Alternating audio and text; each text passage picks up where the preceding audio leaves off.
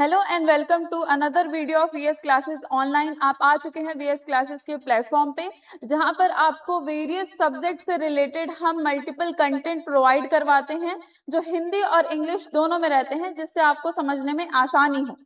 हम बात कर रहे थे understanding economic development class 10th का चैप्टर 1, जिसमें आपने डेवलपमेंट के बारे में पढ़ा था और वो चैप्टर कंप्लीट हो चुका है, जिसमें आपने ग्रोथ और डेवलपमेंट के बारे में समझा और जो एट्रीब्यूट्स हैं जो इनकम के अलावा इंपॉर्टेंस रखते हैं एक कंट्री की डेवलपमेंट को देखने के लिए, वो हमने बात कर ली थी। अब हम चैप्टर 2 स्टार्ट करने वाले हैं विच stands for sectors of Indian economy. Indian economy के जो सेक्टर्स हैं जो उसको और बेहतर बनाते हैं और किस तरीके से सेक्टर्स को डिवाइड किया गया है वो आप समझने वाले हैं। मैं अगर आपको एक थोड़ा सा बता दूं कि इस चैप्टर का इंट्रोडक्शन क्या है या क्या होने वाला है, क्या पढ़ने वाले हैं आप, तो पहला तो आप सेक्टर्स के बारे में समझेंगे। देखिए, इकोनॉमिक एक्टिविटी क्या होती है? जब भी आप कोई काम कर रहे हैं प्रॉफिट अर्न करने के लिए, आप कोई भी काम कर रहे हैं, कुछ भी हो सकता है वो काम, और आप ये सोच रहे हैं कि उस काम से आपको प्रॉफिट होना चाहिए, पैसे आने चाहिए, तो वो इकोनॉमिक एक्टिविटी कहलाती है। तो अब ये इकोनॉमिक एक्टिविटी आपके इंडियन इकोनॉमी में हो रही है, और ये समझने के लिए आपको इंडियन इकोनॉमी को सेक्टर्स में डिवाइड करना पड़ेगा। और आपकी एनसीईआरटी में सेक्टर्स में बहुत अच्छे से डिवाइड किया गया है। पहला जो डिवीजन है इकोनॉमी का वो नेचर के बेसिस पे है, दूसरा एम्प्लॉयमेंट के बेसिस पे है, और तीसरा जो है वो है उनके नेचर के बेसिस पे, यानी पब्लिक या प्राइवेट ओनरशिप के बेसिस पे। ये 3 तरीके से आप पढ़ने वाले हैं। मैं पूरा एनसीईआरटी के अकॉर्डिंग आपको चीजें पढ़ा रही हूँ, एनसीईआरटी को डिकोड कर रही हूँ, तो कोशिश करिएगा समझने की, और बहुत ही आसान भाषा में समझाने वाली हूँ। तो स्टार्ट करते हैं, और इसमें आपको सारी चीजें बहुत अच्छे से दी हुई हैं कि कैसे इकोनॉमी को समझने के लिए आपको डिवीजन किया गया है। मैं अगर सिर्फ बता दूं आपको, तो नेचर के बेसिस पे तीन क्लासिफिकेशन किए गए हैं, प्राइमरी, सेकेंडरी और टर्शरी। अभी मैं यहाँ पे अंडरलाइन करके समझाऊंगी, अभी सिर्फ आप सुन लीजिए। पहला नेचर के बेसिस पे हुआ, दूसरा जो है वो एम्प्लॉयमेंट के बेसिस पे होगा, ऑर्गेनाइज्ड या अनऑर्गेनाइज्ड, और तीसरा जो डिवीजन या क्लासिफिकेशन है इकोनॉमी का वो ओनरशिप के बेसिस पे है, यानी पब्लिक या प्राइवेट। ये आपको यहाँ पे भी चीजें बताई गई हैं। स्टार्ट करते हैं समझना हम इंडियन इकोनॉमी के बारे में। An economy is best understood when study its components and sectors। जब आप इकोनॉमिक को समझना चाहते हैं तो उसको सेक्टर्स में डिवाइड करना बहुत ज्यादा जरूरी हो जाता है। Sectoral classification can be done on the basis of several criteria. अब ये क्राइटेरिया के बेसिस पे यहाँ पे डिवाइड किया गया है। मैं यहाँ पे लिख भी दे रही हूँ ताकि आपको समझ में आए। पहला जो क्राइटेरिया है वो नेचर के बेसिस पे है, दूसरा जो है वो है ओनरशिप के बेसिस पे, और तीसरा जो है वो उनके एम्प्लॉयमेंट के बेसिस पे है।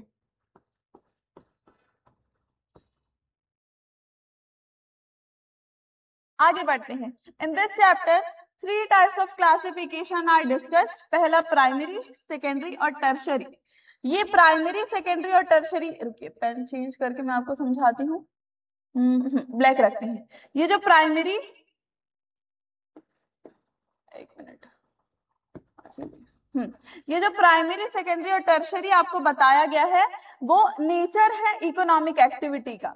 फिर आपको यहाँ पे ऑर्गेनाइज्ड और अनऑर्गेनाइज्ड जो बताया गया है वो आ जाता है आपका एम्प्लॉयमेंट बेसिस पे। और ओनरशिप की अगर आप बात करते हैं तो ओनरशिप में आता है पब्लिक और प्राइवेट। तो ये क्लासिफिकेशन मेजरली आपके एनसीईआरटी में करके बताया गया है। ठीक है, क्या क्या हुआ? Primary, secondary, tertiary, organised, unorganised, public और प्राइवेट, ये अलग अलग क्लासिफिकेशन किया गया है। आगे बढ़ते हैं। You can create a discussion about these types of taking example familiar to the student and relate them to their daily life। अब कोई भी चीज आप लोग को समझनी हो तो आपको रियल लाइफ एग्जांपल्स लेने पड़ते हैं, थोड़ा प्रैक्टिकल होके आपको लोगों के बीच में रहना पड़ता है, तो वो चीज आपको एनसीईआरटी यहाँ पे सजेस्ट कर रहा है। Importance to emphasize the changing roles of sector। दूसरा, पहला तो आप सेक्टर्स के बारे में समझेंगे क्योंकि आपको इकोनॉमी को समझना है। दूसरा, आप इस चैप्टर में समझेंगे कि इमर्जिंग रोल्स, यानी देखिए क्या हो रहा है, एग्रीकल्चरल सेक्टर जो था जिसको प्राइमरी सेक्टर बोलते हैं उसकी इंपॉर्टेंस बहुत ज्यादा रही है और आज भी है, लेकिन कहीं ना कहीं वो जो सेक्टर है ना, प्राइमरी सेक्टर जो एग्रीकल्चरल सेक्टर है, वो बहुत ज्यादा डिक्लाइन हो रहा है। और उसी के अपोजिट में आप देखिए जो सर्विस सेक्टर है, जो थर्ड सेक्टर है, वो बहुत ज्यादा ग्रो हो रहा है। तो आप समझेंगे the reasons of declining the primary sector and growing importance of third sector, ये आप इसमें समझने वाले हैं। तो पहली चीज तो आप समझें इसका जो क्लासिफिकेशन हुआ है। दूसरा आप समझेंगे कि कौन सा सेक्टर डिक्लाइन हो रहा है, कौन सा सेक्टर ग्रो कर रहा है। This can be highlighted further by drawing attention of the student to the rapid growth of service sector. ये जो rapid growth हो रहा है service sector का, उसको समझेंगे। While elaborating the ideas provided in the chapter, the student may need to be familiarized with a few fundamental concepts such as gross domestic product. इसमें आप gross domestic product क्या होता है, जिसको GDP बोला जाता है, वो भी आप समझने वाले हैं। और ये समझना आप लोग के लिए बहुत ज्यादा जरूरी है। ये सिर्फ क्लास 10th के एग्जाम दे करके पास हो जाने के लिए नहीं है, ये बहुत इंपॉर्टेंट कॉन्सेप्ट है आपको अगर अपने इंडिया को या अपनी कंट्री को समझना है तो। आगे बढ़ते हैं। एम्प्लॉयमेंट भी एक ऐसा ही टर्म है, उसको भी समझना पड़ेगा आपको। Since the student may find this difficult to understand, it is necessary to explain to them through examples. अब इसमें आपको यही बोल रहा है कि आपको कुछ एग्जाम्पल लेकर के ये सारी चीजों को समझना होगा। एग्जाम्पल लेते हैं तो आपको जो कॉन्सेप्ट समझने में ना आसानी हो जाती है। Industry and service should be related to the experience of children by taking more example. Example लेंगे तो आपको समझ में आएगा। Information derived from the media could be used for this purpose. You may encourage the student to bring important cutting. अब जो भी information, मतलब ये सेक्टर्स को अगर आप समझना चाह रहे हैं तो मीडिया कुछ कुछ इंफॉर्मेशन लेकर के आती है कि जो सर्विस सेक्टर में बहुत ज्यादा एम्प्लॉयमेंट जनरेट हो रहा है, तो आप बच्चों को ज्यादा मोटिवेट करें कि वो क्या करें, कटिंग्स लेकर के आए, न्यूज़पेपर पढ़ें, मीडिया के थ्रू सारी इंफॉर्मेशन लें, है ना। While discussing the unorganized sector, the key issue of protecting the workers engaged in this sector, इसमें आपको ये भी चीजें समझनी होंगी कि ये जो सेक्टर है ना, अनऑर्गेनाइज सेक्टर, उसमें क्या हो रहा है, जो वर्कर्स काम कर रहे हैं उनको कहीं ना कहीं कुछ एक्सप्लॉइटेशन और कुछ लाइफ एक्सपीरियंसेस उनके अच्छे नहीं रहते हैं, जो सेक्टर अनऑर्गेनाइज रहता है। घबराइएगा मत, ये सारे जो वर्ड्स हैं, जो टर्म्स हैं, जो कीज हैं, वो सारी चीजें आपको समझने को मिलेंगी यहाँ पे, है ना। ये सारी चीजें आपको, और ये जो डाटा है वो कहाँ से आपको प्रोवाइड करवाया जा रहा है, एनएसओ से, एनएसएसओ से, ये सारी चीजें यहाँ पे इंफॉर्मेशन दी हुई है। अब आपका चैप्टर यहाँ से शुरू होता है, विच stands for sectors of Indian economy. ठीक है, तो इसको समझना शुरू करते हैं। दिख रही होंगी चीजें आपको। अब यहाँ पे देखिएगा, let us look at these picture, you will find that people are engaged in various economic activity। यहाँ पे जितने भी लोग आपको दिख रहे हैं, ये देखिए एक महिला है जो कपड़े बेच रही हैं, यहाँ पे ईंटें वगैरह बनाए जा रहे हैं, ठीक है, ये न्यूज़पेपर या पत्र वगैरह ला करके दे रहे हैं, ये कुली भाई साहब हैं जो कोई सामान ढो रहे हैं, यहाँ पे औरतें जो हैं खेतों में कॉटन वगैरह है उसको कलेक्ट कर रही हैं। तो ये जितनी भी एक्टिविटीज हैं, ये क्या कहलाती हैं, ये इकोनॉमिक एक्टिविटी कहलाती हैं। इकोनॉमिक एक्टिविटी क्यों कहलाएंगे, क्योंकि या फिर ये हो, या फिर ये महिला हो, या फिर ये इमेज हो, ये इमेज हो, ये इमेज हो, यहाँ पे ये लोग को प्रॉफिट अर्न हो रहा है, प्रॉफिट अर्न हो रहा है, इसलिए इसको क्या बोल दिया गया, इकोनॉमिक एक्टिविटी बोल दी गई। इकोनॉमिक एक्टिविटी का सबसे बड़ा जो टर्म है वो यही है कि वहां पे आपको प्रॉफिट अर्न होना चाहिए। ठीक है, तो ये क्या होगा, इकोनॉमिक एक्टिविटीज होगी। Some of these are activity producing goods, कुछ में कुछ कोई गुड्स प्रोड्यूस किए जा रही होंगी, कोई वस्तुएं बनाई जा रही होंगी। Some other are producing services. अब यहाँ पे क्या है, ये लोग कोई गुड्स प्रोड्यूस कर रहे हैं, कोई वस्तु बना रहे हैं, और ये भाई साहब जो हैं, कुली भाई साहब हमारे या फिर डाकिया भाई साहब हों, वो क्या कर रहे हैं, वो सर्विस प्रोवाइड कर रहे हैं, यानी वो पत्र ला करके दे रहे हैं किसी को। मैं यहाँ पे खड़ी हूँ एज अ टीचर, आपको लेक्चर दे रही हूँ, आपको चीजें समझा रही हूँ, मैं सर्विस दे रही हूँ आपको। ठीक है, तो मेरा जो काम है वो थर्ड सेक्टर में आ जाएगा। तो यहीं पे आपको समझाया जा रहा है, these activity are happening around us every minute even as we speak. जब हम बात कर रहे हैं तब भी एक्टिविटीज होती रह रही हैं। How do we understand these activities, अब ये एक्टिविटीज क्या है उसको समझेंगे कैसे, मैं समझाऊंगी। One way of doing this is to group them classify them using some important criteria. These groups are also called sector. अब ये भी जो सारे ग्रुप्स हैं वो सेक्टर ही कहलाते हैं और इनको समझने के लिए उनका क्लासिफिकेशन करना बहुत ज्यादा जरूरी है। ठीक है, अब ये देखिए कितनी बढ़िया इमेज यहाँ पे बनाई गई है। प्राइमरी सेक्टर हो गया, ठीक, टर्शरी सेक्टर हो गया और यहाँ पे आपका सेकेंडरी सेक्टर हो गया। प्राइमरी में देखिए एग्रीकल्चरल वाली चीजें ज्यादा हैं, तो ये इमेज के साथ साथ आपको यहाँ पे एक्सप्लेनेशन दिया हुआ है, उसको भी समझते हैं। There are many activities that are undertaken by differently using natural resources. कुछ ऐसी एक्टिविटीज होती हैं जो नेचुरल रिसोर्सेज का यूज करके की जाती हैं।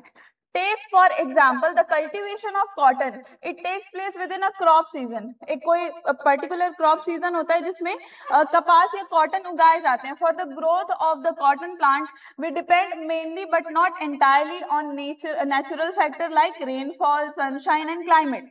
ये जो हम कॉटन कल्टीवेट कर रहे हैं उसके लिए हम कुछ फैक्टर्स पे डिपेंड करते हैं, मेनली नहीं लेकिन इंटायरली कहीं ना कहीं हम डिपेंड तो करते हैं, जैसे रेनफॉल, सनशाइन, क्लाइमेट।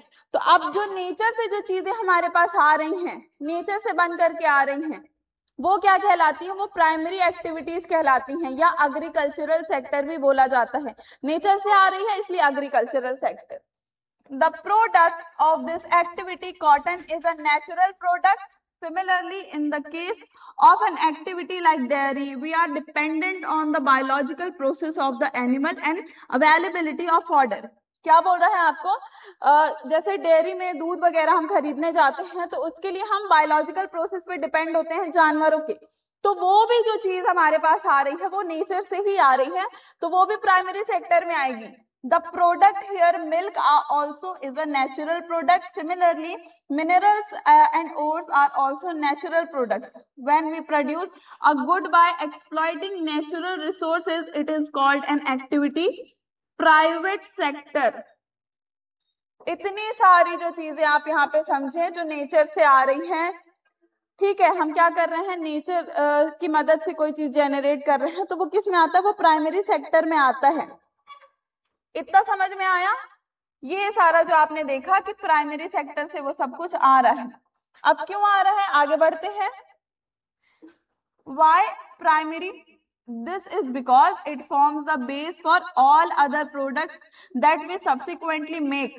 जो भी बाकी की चीजें हम बना रहे होते हैं वो प्राइमरी सेक्टर से ही आती है। Since most of the natural products we get are from agriculture, dairy, fishing, forestry, this sector is also called agriculture and related sector.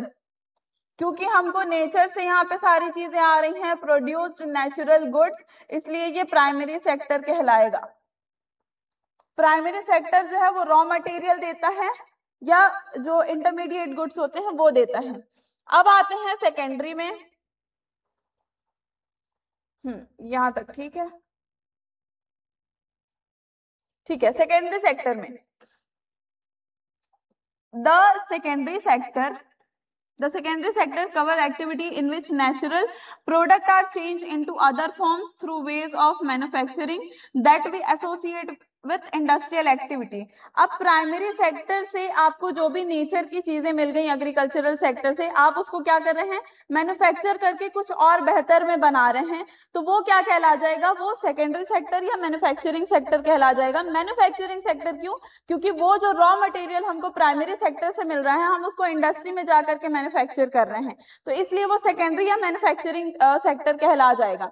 जैसे शुगर केन आपको खेतों से मिलता है, वो किस में आ गया? शुगर केन, वो एग्रीकल्चरल सेक्टर में आ गया। अब वो शुगर केन का यूज करके आप क्या कर रहे हैं? जैगरी या फिर गुड़ वगैरह बना रहे हैं, मिठाइयां बना रहे हैं, शक्कर बन रहा है, तो वो जो गुड़, शक्कर, जैगरी जो भी चीजें हो गई जो शुगर केन का यूज करके बनाई जा रही थी फैक्ट्री में, तो वो जो प्रोडक्ट है वो सेकेंडरी प्रोडक्ट हो जाएगा या सेकेंडरी सेक्टर का प्रोडक्ट हो जाएगा। और यहाँ जो शुगर केन था वो हमको खेतों से मिल रहा था, तो वो प्राइमरी में आ जाएगा। बहुत बेसिक सी चीजें समझ में आ गई होगी। The next step after primary, primary के जस्ट बाद ये सेकेंडरी एक्टिविटी हम करते हैं, उसको क्या करते हैं? इंडस्ट्री में ले जाते हैं और मैन्युफैक्चर करवाते हैं। ठीक है, the product is not produced by nature but has to be made and therefore some process of manufacturing is essential, this could be in a factory, workshop और एट होम। अब ये जो काम है कि प्राइमरी से हम कुछ सेकेंडरी चीजें प्रोड्यूस कर रहे हैं, वो आप घर पे कर सकते हैं, फैक्ट्री में हो सकती है, कहीं पे भी हो सकती है, लेकिन आप उसी का यूज करके वही रॉ मटेरियल ले रहे हैं जो आपको नेचर से मिल रहा है, तो वो सेकेंडरी सेक्टर में ही आएगा या फिर मैन्युफैक्चरिंग या इंडस्ट्रियल सेक्टर में ही आएगा। समझ में आ गया? For example using cotton fibre from the plant, आप क्या करते हैं, कॉटन वगैरह आपको कहाँ से मिलता है, जो आप कपड़े पहन रहे हैं वो किससे बनते हैं, कॉटन से बनते हैं। कॉटन आपको खेतों से मिलता है, खेतों से जो कॉटन मिल रहा है उसको मैन्युफैक्चरिंग इंडस्ट्रीज में भेजा जा रहा है, वहां पे बनाया जा रहा है, और फाइनल जो आप यूज करेंगे जिस गुड्स को, जिस वस्तु को, वो आप कहाँ बन रहा है, इंडस्ट्री में बन रहा है, तो वो सेकेंडरी में आ जाएगा। ठीक, इसलिए इसको क्या बोला जाता है, क्योंकि वो मैन्युफैक्चर हो रहा है इसलिए उसको इंडस्ट्रियल सेक्टर भी बोला जाता है। ठीक है, इंडस्ट्रियल सेक्टर भी बोला, किसको बोला जा रहा है, सेकेंडरी को, याद रखिएगा। चलिए, थोड़ा बहुत तो इतना ग्लिच चलता ही है। ठीक, सेकेंडरी सेक्टर में आ जाएगा। आफ्टर प्राइमरी एंड सेकेंडरी, अब देखिए प्राइमरी की बात हो गई, सेकेंडरी की भी बात हो गई, अब आता है थर्ड सेक्टर हमारा यहाँ पे, जिसको हम बोलते हैं tertiary sector. There is a third category of activity that falls under tertiary sector and is different from the above two. जो हमारा प्राइमरी सेक्टर था, जो सेकेंडरी सेक्टर था, वो टर्शरी से बहुत ज्यादा डिफरेंस है। हमारा जो टर्शरी सेक्टर है वो सिर्फ सर्विस प्रोवाइडर होता है, क्योंकि वो सर्विस देता है प्राइमरी और सेकेंडरी सेक्टर को, इसलिए उसको सर्विस सेक्टर भी बोला जाता है। अब वो कैसे बोलते हैं मैं समझाती हूँ। मान लीजिए आप खेतों से कोई भी चीज लेकर के आ रहे हैं, शुगर केन ही है, ठीक है, गन्ने वगैरह ही हैं, वो प्राइमरी सेक्टर यानी खेतों से ले तो लिया गया, लेकिन उसकी इंडस्ट्री जो है जहां पे गुड़ बनने वाला है वो तो बहुत ज्यादा दूर है। तो क्या आप ऐसे करके ले जाएंगे सारे गन्नों को? नहीं, आप आप थक जाएंगे।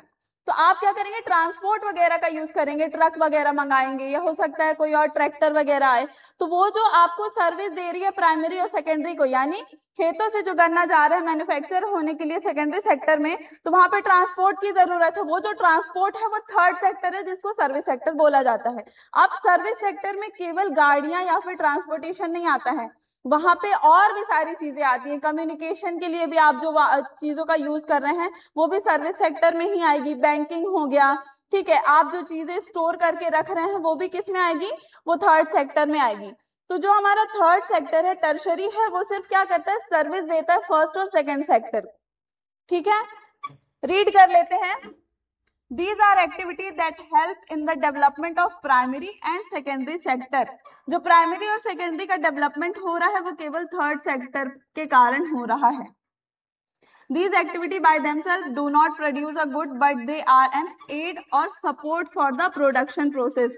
जो भी, क्योंकि ये कुछ भी प्रोड्यूस नहीं कर रही हैं, टर्शरी सेक्टर कुछ ना बना रही हैं, ना वो क्या कर रही हैं, कोई भी चीज कहीं से लेकर के आ रही, वो क्या कर रही है, सिर्फ सर्विस दे रही है प्राइमरी और सेकेंडरी को। जो भी प्रोडक्शन प्रोसेस है उसमें इनका बहुत ज्यादा जरूरी रोल होता है, किरदार होता है। For example, goods that are produced in the primary और secondary sector would need to be transported by truck or trains and then sold in wholesale or retail shop. अब एक जगह से दूसरी जगह जब आप ले जा रहे हैं बेचने के लिए या बनाने के लिए, तो उसके लिए ट्रांसपोर्ट की जरूरत है, जो एग्जांपल मैंने अभी दिया। आप जो गोडाउन यूज कर रहे हैं वो सारी चीजों को जो प्राइमरी सेक्टर से आ रहा है उसको रखने के लिए, तो वो गोडाउन में रख रहे हैं, वो जो गोडाउन है वो सर्विस सेक्टर में आ जाएगा। इतनी चीजें समझ आई? आगे बढ़ते हैं। अब इसमें जो हमारा टर्शरी सेक्टर है उसमें क्या क्या आ जाता है देखिएगा, ट्रांसपोर्ट आ जाएगा, स्टोरेज आ जाएगा, कम्युनिकेशन, बैंकिंग, ट्रेड, ये कुछ एग्जांपल है टर्शरी सेक्टर के। बैंकिंग मतलब मान लीजिए अब आपकी इंडस्ट्री है, वहां पे बहुत बड़ी बड़ी मशीनें हैं, तो आप उनका क्या कराएंगे, बीमा वगैरह तो करवाएंगे ही, तो वो भी जो है ना सर्विस सेक्टर में आएगा। Since these activities generate services rather than goods, the tertiary sector is also called service sector. ये सर्विस दे रही है इसलिए इनको सर्विस सेक्टर बोला जाएगा। Service sector also includes some essential services that may not directly help in the production or goods. क्या होता है, सर्विस सेक्टर कुछ और essential सर्विसेज देती हैं जो डायरेक्टली प्राइमरी या सेकेंडरी की मदद में नहीं मिलेगा, वो मतलब जो प्रोडक्शन प्रोसेस होता है उसमें उनका रोल रहता है। For example, we require teachers, doctor and those who provide personal services such as washerman, barbers, cobblers, lawyer, people to do administrative and accounting work. अब ये चीज मैं आपको एग्जांपल देकर के समझाती हूँ। पहला तो आपने टर्शरी सेक्टर में समझा कि बैंकिंग, ट्रांसपोर्ट, कम्युनिकेशन ये सारी चीजें होती हैं, लेकिन कुछ और एसेंशियल सर्विसेज होती हैं जो टर्शरी में आती हैं। जैसे मैं एज अ टीचर यहाँ पे पढ़ा रही हूँ आपको, मैं आपको सर्विस दे रही हूँ, तो मैं भी टर्शरी सेक्टर में ही आऊंगी, ठीक है, क्योंकि मुझे भी प्रॉफिट अर्न हो रहा है और मैं आपको सर्विस दे रही हूँ। अब मान लीजिए यहाँ पे मैं आपको पढ़ा रही हूँ, हमारे इंस्टीट्यूट है, यहाँ पे मैनेजमेंट की टीम अलग है, ठीक है, जो अभी वीडियो बन रहा है हम आप तक पहुंचाएंगे, जो वेबसाइट जनरेट करने वाला व्यक्ति होगा उसकी टीम अलग होगी। तो ये जो सारी टीम है ये भी क्या करिए, आपको कहीं ना कहीं सर्विस प्रोवाइड करिए। मैं कैमरे में दिख रही हूँ, मैं अकेली नहीं हूँ, यहाँ पे और भी लोग हैं जो कंप्यूटर पे बैठे हुए हैं, जो कुछ काम कर रहे हैं, जो मैनेजमेंट देख रहे हैं। तो ये सारी जो टीम होगी ये भी क्या कहलाएगी, ये भी सर्विस सेक्टर में या टर्शरी सेक्टर में ही आएगी।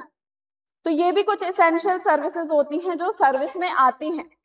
In recent times, certain new services based on information technology such as internet cafe, ATM booths, call center, software companies, etc.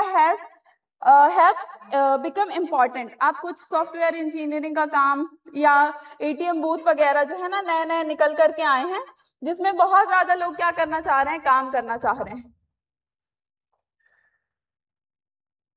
अब यहाँ पे एक टेबल दिया हुआ है, टेबल 2.1, इसमें कुछ एक्टिविटीज बताई गई हैं और इसमें आपको ये बताना है कि क्या है।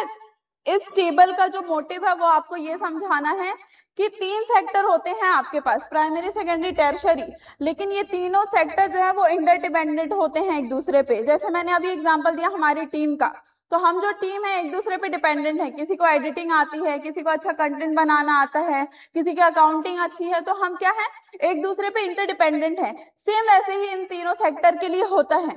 यहाँ पे भी अगर प्राइमरी सेक्टर से मान लीजिए रॉ मटेरियल नहीं आता है, अगर रॉ मटेरियल ही नहीं आएगा तो फैक्ट्री में मैन्युफैक्चर क्या होगा, फैक्ट्री में मैन्युफैक्चर ही नहीं होगा कुछ, तो एक जगह से दूसरी जगह मार्केट में टर्शरी सेक्टर क्या लेकर के जाएंगे। इसलिए ये कहा जाता है कि ये तीनों सेक्टर जो है वो एक दूसरे पे डिपेंड करते हैं। और उन्हीं चीजों को समझाने के लिए आपको यहाँ पे टेबल दिया गया है, जिसको रीड करके एक बार समझ लेते हैं।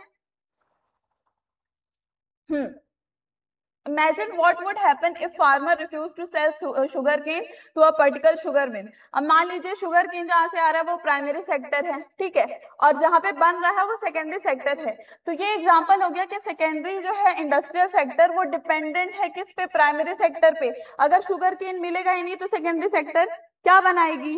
अब ये तीनों जो है ना इसको आपको कंप्लीट करना है, मैं एक बार समझा दे रही हूँ। Sorry, imagine what would happen to cotton cultivation if companies decide not to buy from the Indian market. अगर जो बनाने कल्टीवेशन कंपनी है वो अगर ये सोच लेती है कि हमको इंडियन कंपनी से खरीदना ही नहीं है, तो यहाँ पे क्या हो रहा है, प्राइमरी जो है, प्राइमरी सेक्टर वो डिपेंड करता है किस पे, वो कर रहा है यहाँ पे सेकेंडरी में, सेकेंडरी सेक्टर पे डिपेंड कर रहा है। थर्ड में क्या बोल रहा है, farmers buy many goods such as tractor, pump set, electricity, pesticide and fertiliser. Imagine what happen if the price of fertiliser और pump set go up, cost of cultivation of a farmer will rise and their profit will be reduce. अब इतनी सारी चीजें जो है ना किसी भी चीज को उगाने में, कल्टीवेशन में लगती हैं, और अगर इन सारी चीजों का जो प्राइस है वो बढ़ जाए, क्योंकि ये सेकेंडरी सेक्टर से आ रहा है, तो सेकेंडरी सेक्टर अगर प्राइसेस हाइक करती है किसी गुड्स का, तो उसमें इम्पैक्ट किसके ऊपर होगा, प्राइमरी के ऊपर होगा। तो यहाँ पे बोल सकते हैं कि एक सेक्टर में अगर चेंजेस हो रहे हैं तो जो अदर सेक्टर है वो नेगेटिवली इफेक्ट होगा, नेगेटिवली अफेक्टेड होगा, क्योंकि एक सेक्टर अगर प्राइस बढ़ा रहा है तो बाकी के सेक्टर हैं वो कहां से अफोर्ड करेंगे। तो यहाँ पे आपने देखा कि सेकेंडरी जो थी वो प्राइमरी पे डिपेंड करती थी, यहाँ पे प्राइमरी सेकेंडरी पे डिपेंड करती थी। यहाँ पे आपने देखा कि अगर एक सेक्टर कोई चेंजेस करता है तो उसका नेगेटिव इम्पैक्ट तीनों सेक्टर पे पड़ने वाला है। अब ये जो लास्ट वाला है ये आप मुझे करके बताएंगे कॉमेंट सेक्शन में, ठीक है, ये आपके लिए टास्क है, इसको समझिएगा और मुझे बताइएगा इसमें कौन किस पे डिपेंडेंट है। इन शॉर्ट आप समझ गए कि कौन किस पे डिपेंड होता है। ये टेबल आपको उसी के हिसाब से दिया हुआ है। कुछ क्वेश्चन आपको यहाँ पे क्लासिफाई करना है कि इनमें कौन किस सेक्टर में आते हैं, ठीक है। अब कंपेयरिंग 3 सेक्टर्स, ये जो है हमारा टॉपिक, इसको हम नेक्स्ट क्लास में शुरू करेंगे, जिसमें आप देखेंगे कि जो ग्रोइंग इंपॉर्टेंस है हमारे सर्विस सेक्टर का और जो डिक्लाइनिंग इंपॉर्टेंस एग्रीकल्चरल सेक्टर का, वो हम आगे देखने वाले हैं। और जीडीपी क्या होती है, इंटरमीडिएट गुड्स क्या होते हैं, फाइनल गुड्स क्या होते हैं, वो भी हम समझेंगे। इतनी चीजें जो मैंने आपको इंट्रोडक्शन पार्ट में समझाई, उम्मीद कर रही हूँ समझ में आ गई होगी। कोई डाउट होता है तो जरूर बताइएगा। Thank you.